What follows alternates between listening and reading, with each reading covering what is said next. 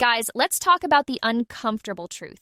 What exactly are we doing? Piling up university degrees and flashing them on social media to impress and think them as status symbol. Is a university degree about progress or social status? Because if it's just for status, then I don't want it. If that university degree ends with depression, misery, and years of sitting at home broke, then I don't want it. We need to stop and review the mentality we carry. A certificate that doesn't change your life is not an achievement. It's a trap.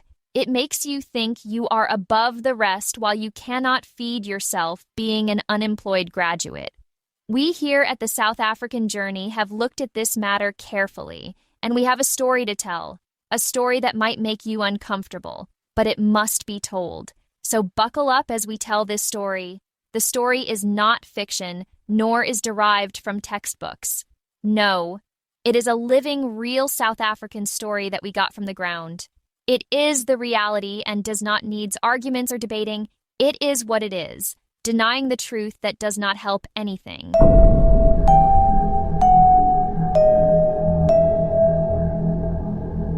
The case against useless university degrees and unemployed graduates. The story of two South Africans. One is white, one is black. South Africa is full of unemployed university graduates. So the question is, what good is your degree if you can't eat? Let's tell a true story. Not a story from a textbook, but a real story. Two South Africans, one is white and one is black. Let us study them. One, a white woman, wakes up at 4:30 a.m., ties her hair back, lights a gas stove, and starts baking. Muffins and fat cook in a small kitchen. By 7 a.m., her Tupperware is packed. Her crate is strapped to a trolley, and she's at the corner of a busy road. Her handwritten sign says, "Fresh muffins, 5 rand each." She smiles, she greets, she trades. The other South African, the black. South African woman rolls over in a back room and scrolls Twitter to retweet political slogans and news about Fikile and Balula's latest press conference. She has an honors degree in philosophy. She is unemployed, but she won't stand on corner and sell muffins. "I'd rather die than sell fat cook at a taxi rank," she says, and there it is. Let's get one thing clear. The first woman, the white woman, the muffin seller, does not have a degree. But she's not broke. She's building something that will become big over some time. The second woman, the black graduate, has a certificate laminated in pride, but no income to show for it. Her philosophy degree taught her to think, but not building anything, just sitting there angry against white monopoly capital. To analyze, but not to act. To talk about car marks, but not to move a product. White farmers sell rusks. Black graduates wait for grants. Let's stop pretending. The very white people that black graduates often idolize as successful or civilized are the same ones selling rusks, eggs, crafts, or biltong at roadside stalls with zero shame. You think they're too proud to stand in the sun? They're not. They'll sell cow dung if it makes money because they know money doesn't come from pride. It comes from product. Meanwhile, a black graduate who's hungry still says, "I didn't study 4 years to sell fat cook." That's the sting of irony. The very same white people that some black graduates secretly pedestalize or above manual labor are often the first to get their hands dirty when reality calls. So what did you study for? To starve? To be hungry and become useless, bambino? That's not education. That's stupidity and foolishness of the highest degree. We say we're fighting for land, for black dignity, for economic justice, but we won't even sell peanuts on the pavement to feed ourselves. The decolonized mentality says real work must come from an office. Trading is beneath me. Hustling is for the poor.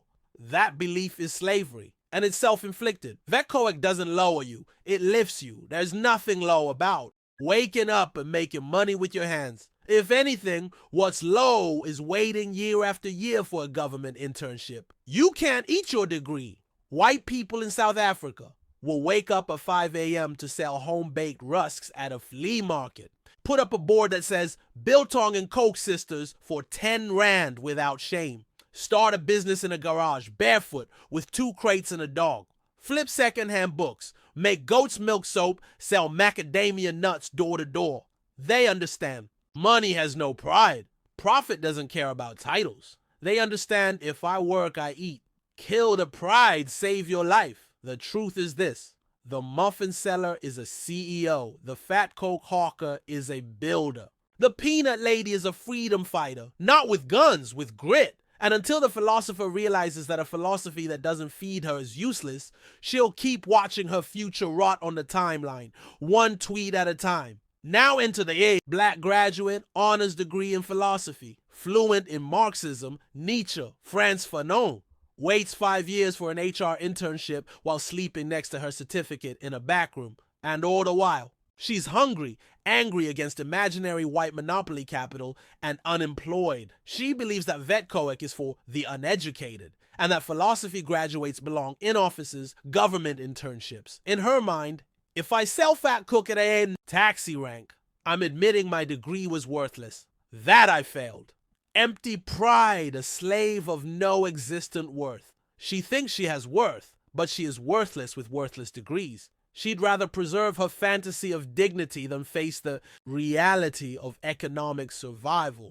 She still believes that the world owes her a job because she has a degree. That entitlement mentality lies at root of poverty. Listen here, black people. The real world doesn't care about that degree you have. Nobody owes you anything. With no value, you are valueless. Period. That philosophy degree is useless. She's imprisoned, and she does not know it. Sad. Oh, wait. Maybe she's just waiting for her politicians lying to her that they will expropriate land from white farmers and give to her. That is what it is. We are thankful that you listened to the very end. Please ensure you subscribe and become part of this diverse, dynamic, evolving story of South Africa.